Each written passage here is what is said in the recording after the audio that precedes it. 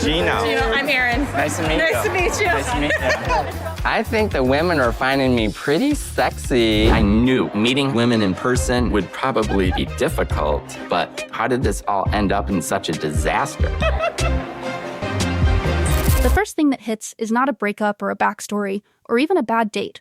The shock lands faster than that because Gino walks into this chapter believing attention equals desire, smiling like applause already happened, while every viewer watching sees rejection quietly stacking in real time. Moment after moment, look after look, and that gap between how he feels and what is happening becomes impossible to ignore within seconds. Before we go any further, welcome back. I'm Alavia, and you're watching TLC Drama File S. If you enjoy smart reality TV breakdowns where behavior gets examined instead of identities getting attacked, subscribe and drop a comment with which moment made you cringe first, because this story asks you to choose a side early, sympathy or accountability, and you will feel that tension grow as we go. Gino speaks like confidence already earned him something.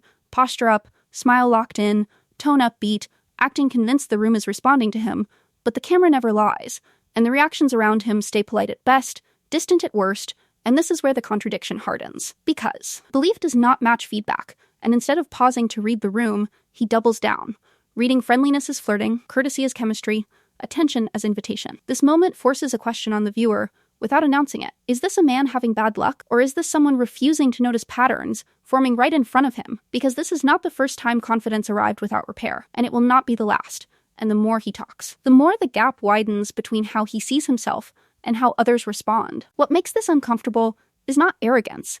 It is the absence of curiosity. No checking in, no adjustment, no self-scan, only forward motion powered by belief. And belief alone does not carry weight when accountability stays missing. Pay attention here, because this exact confidence gap will repeat again and again in different rooms, with different people, and the outcome never changes. By the time this session closes, the energy shifts toward the singles event. Anticipation builds, optimism rises, and the viewer already senses the collision ahead, because when confidence enters a space where questions get asked, something always gives, and next, it happens fast. What comes next looks like progress on the surface, and that is exactly why it works on camera, because Gino frames this phase as a reset. The gym becomes proof, the new clothes become proof, the upbeat tone becomes proof, and online attention becomes proof, all stacked together to suggest movement forward, yet none of it touches the reason the last chapter collapsed, and that gap is where the illusion starts to form. He talks about being back on the market with excitement, posture open, voice lighter, sharing how working out feels good, how buying new things feels freeing, how posting different photos brings more responses, and every word sounds productive, yet every receipt stays external. Muscles, outfits, messages, reactions, and not one sentence addresses trust, honesty, or the choices that broke stability before, which tells the real story without saying it out loud. External change feels safe because it rewards effort quickly, sweat equals progress, purchases equal momentum, likes equal validation, while internal work asks for something harder: reflection, ownership, patience, and the risk of admitting uncomfortable truths. So instead of slowing down, he speeds up, stacking visible effort so the harder questions never catch him. The camera keeps catching small moments that give this away: excitement rising over responses without clarity on intent, confidence growing without feedback checks, optimism blooming without repairs made, and none of this requires speculation, because it all comes from what he shows and what he says, not from assumptions layered on top. This is where reinvention becomes performance, not healing, because performance earns applause while healing asks for silence and work without witnesses, and it becomes easier to believe the version of yourself that feels good rather than the version that needs correction. Notice how fast progress feels when it stays cosmetic, and how slow it feels when it threatens self-image, because this tension drives every choice from here on. As this session settles, optimism remains high, momentum feels real, and the stage quietly sets for real interaction, where effort alone stops being enough, and questions begin to press in. The energy shifts the moment the singles event begins, because confidence built in mirrors and comment sections meets a room full of people who ask questions out loud, and the pace tightens as introductions happen fast, smiles appear, names get exchanged, and Gino moves through the space, believing momentum is on his side, while the audience feels the tension rising with every sentence that follows. The discomfort does not come from awkwardness alone. It comes from speed, because real conversations move quicker than rehearsed confidence, and when someone asks how long he has been single, the answer stalls, wording bends, clarity slips, and within seconds, the tone changes, faces shift, interest cools, and what looked like attraction a moment earlier turns into polite distance. No words need exaggeration here, because the facts sit plainly on screen: legally married but separated, timelines unclear, explanations layered late, and the women respond with instinct before logic. Because gut reactions fire faster than benefit of doubt, and trust collapses not after a long discussion, but inside a handful of exchanges. This is social friction at work, the kind no filter smooths out, where pauses speak louder than charm, and each follow-up question removes another layer of narrative control, exposing contradictions that online spaces never challenge. And for the first time in the story, Gino is not directing. The pace, the room is. What makes this moment sting is how quickly the shift happens, because seconds earlier he believed interest was mutual, and seconds later, the energy drains, laughter fades, bodies turn away, and confidence takes a visible hit, not from cruelty, but from clarity. Watch closely, because this collapse does not happen through rejection alone. It happens through exposure, and exposure always moves faster than denial. As the event continues, a realization settles in quietly. In-person dating does not allow editing, timelines get tested, stories meet resistance, and for the first time, Gino feels what it means to lose control of the narrative, right before deciding whether he wants to face that again. After the noise of the event fades, the tone drops, and what replaces confidence is explanation. Because when outcomes disappoint, Gino does not sit with silence, he fills it with story, repeating the same arc again and again, adjusting details based on who is listening. Not to clarify facts, but to shape reactions. This is where psychology steps forward without needing labels, because the pattern becomes visible. Jasmine's role stretches or shrinks depending on the moment, sometimes framed as overwhelming, sometimes framed as unfair, sometimes framed as the sole source of chaos, while his own choices slowly slide into the background, softened, blurred, or skipped entirely, and the shift is subtle enough to sound reasonable if you are not paying attention. With strangers, the story leans toward betrayal. With sympathetic listeners, the story leans toward endurance. With the camera, the story leans toward innocence. Each version carries the same emotional goal: extract understanding without accepting responsibility, and the repetition creates a strange illusion, as if saying something enough times might transform it into truth. What matters here is not whether parts of the story hurt, because pain does not require perfection to be valid. What matters is how the story functions, because stories can connect people, or they can protect ego. And in this case, the story keeps getting used as armor, not a bridge. You start to notice how fast sympathy grows when accountability shrinks, how quickly complexity disappears when blame gets centralized, and how easy it becomes to feel wronged when choices never get named. And none of this requires speculation. It plays out in how he speaks, what he repeats, and what he avoids. Listen for the pattern, because when the same explanation appears in every room, the problem is not misunderstanding, it is strategy. By the end of this stretch, something settles in quietly. Repetition creates familiarity, not accuracy, and the more the story loops, the clearer it becomes that truth does not get stronger through echo, it gets tested through consistency, and that test is still waiting. After the singles event, the comfort zone snaps back into place, because online spaces feel quieter, softer, and far easier to control, where likes arrive without questions, messages show interest without context, and attention feels clean, because nobody pauses the story mid-sentence to ask what happened before, and Gino visibly relaxes inside that difference. He talks about DMs with pride, about responses increasing, about feeling noticed again, and on the surface that makes sense, because attention feels good to anyone coming off rejection, yet the assumption quietly sneaks in. Attention equals attraction, response equals desire, and the danger lies right there, in confusing engagement with intent. This is where fairness matters, because online dating is not the villain here. Plenty of people build healthy relationships through messages and apps, and nothing about liking a photo or sending a message is fake by default. But platforms remove friction, and friction is where accountability usually shows up, where timelines get clarified, where contradictions surface, where someone asks the follow-up you hoped would not come. Online space lets the story breathe without interruption, and when someone thrives only there, it is worth asking why, not with judgment, but with honesty. Because if attraction collapses the moment clarity enters, the issue is not chemistry, it is avoidance. The confidence returns quickly in this space.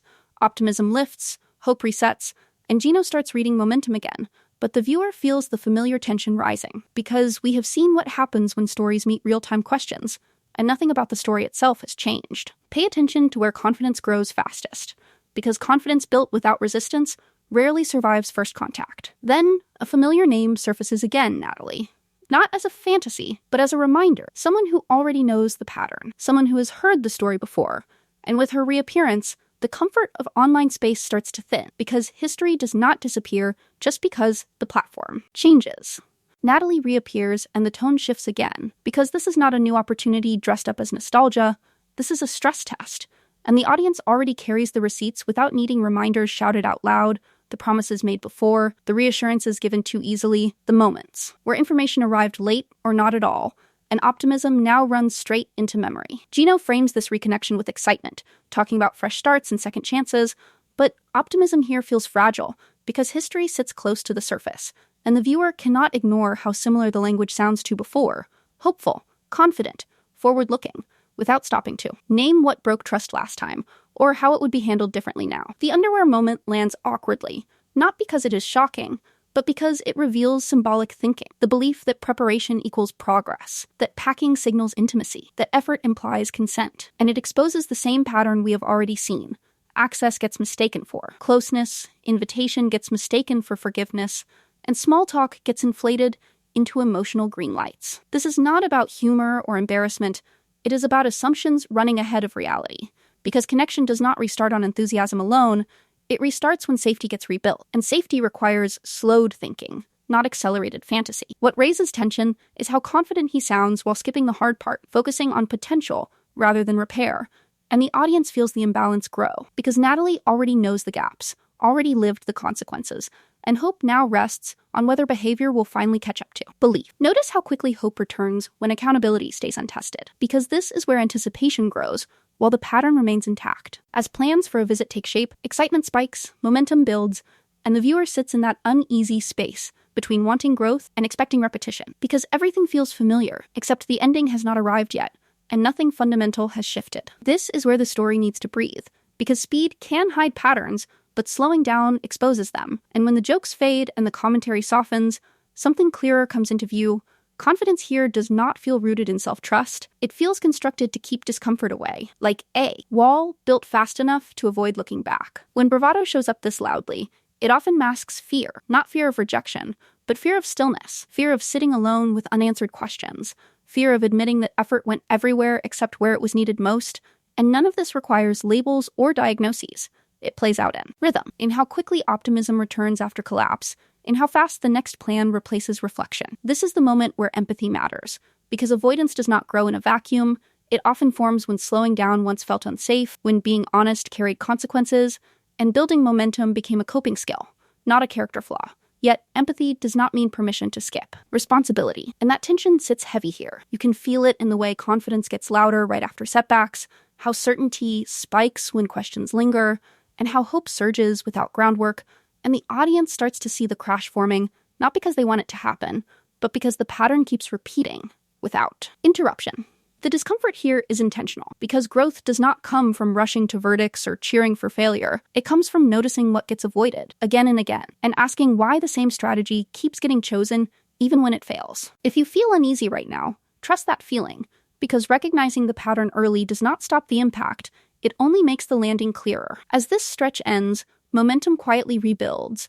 Plans continue, confidence stays high, and the viewer realizes they are watching someone walk toward a familiar outcome with the same tools that failed before, while believing this time will be different. Momentum picks up again as the visit gets closer, and optimism starts moving faster than evidence, because packing becomes preparation in his mind, expectations stack neatly, and confidence rises with every small step forward, yet the unresolved weight of trust follows quietly in the background, untouched, unnamed, and still very much present. You can hear it in how the future gets described: excitement framed as progress, movement framed as growth, travel framed as commitment, while the past stays unaddressed, floating just outside the conversation, because naming it would slow things down, and slowing down feels risky when belief is. Carrying the story forward. The rhythm tightens here on purpose, because anticipation sharpens everything. Bags get packed with intention, plans get rehearsed internally, and optimism grows louder. But the viewer keeps circling back to the same question, the one planted earlier,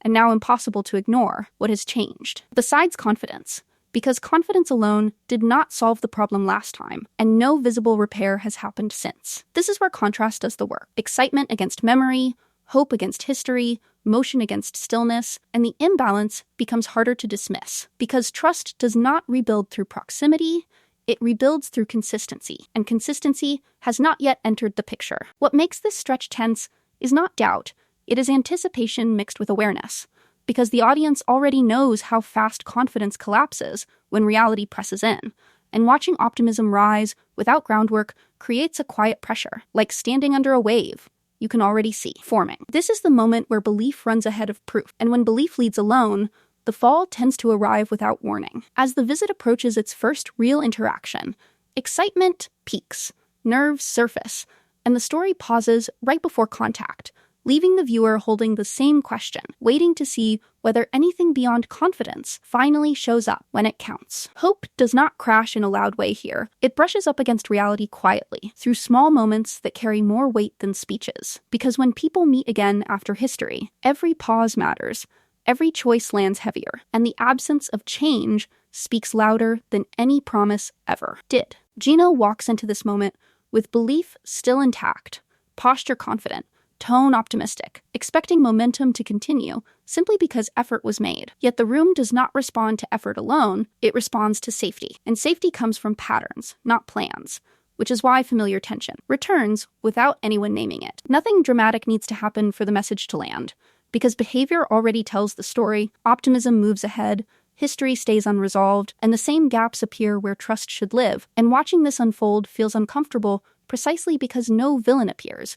No explosion arrives, only repetition wearing new clothes. This is where the core theme locks in. Starting over fails when the old story never ended. Because without closure, every new beginning carries unfinished weight, and belief alone cannot carry that load, no matter how confident the delivery sounds. The audience feels the emotional pull here, not from shock, but from recognition, because many people know what it feels like to want change before doing the work, to hope momentum solves what reflection avoided, and to mistake motion for healing. Sit with this moment, because discomfort here is not punishment, it is information, and ignoring information always costs more later. As this stretch settles, there is no clean resolution offered, no tidy bow tied, only clarity forming that repetition does not transform into growth through optimism, and the story holds its breath, leaving the viewer aware that the cycle remains unbroken, and the final question still waits for an answer. The arc closes without fireworks because fireworks would lie, and clarity arrives in a quieter way, through recognition, through pattern awareness, through the slow understanding that outcomes follow habits more than hope. And watching Gino reach this point reframes everything seen earlier, from the confidence gap at the start to the repeated resets that never addressed the same missing piece. The opening question flips here, because the story no longer asks whether bad luck caused these outcomes. The story answers that avoidance did the work, not fate, not timing, not other people, and accountability emerges as a learned skill, something built through practice, reflection, and restraint, not a personality trait granted to some and denied to others. This reframing matters because confidence without accountability creates motion without direction, while accountability without performance creates stability without noise. And the difference explains why effort kept appearing while trust never followed, why optimism stayed loud while repair stayed absent, and why repetition kept winning over change. No villain stands on screen by the end, no redemption speech arrives, only a clearer picture, behavior repeated long enough stops looking accidental, and growth delayed long enough stops feeling misunderstood, and the audience leaves with understanding rather than answers, because answers close stories, while clarity opens responsibility. Hold on to this takeaway, because confidence attracts attention, accountability earns trust, and confusing the two keeps the cycle alive. The final emotional beat lands on awareness, not judgment, because many relationships across this franchise reveal the same pattern wearing different faces: confidence masking avoidance, momentum replacing repair, optimism racing ahead of ownership. And the next story waiting continues this theme from another angle, another couple, another situation where belief speaks loudly while accountability stays silent. And that comparison changes how every earlier moment gets remembered.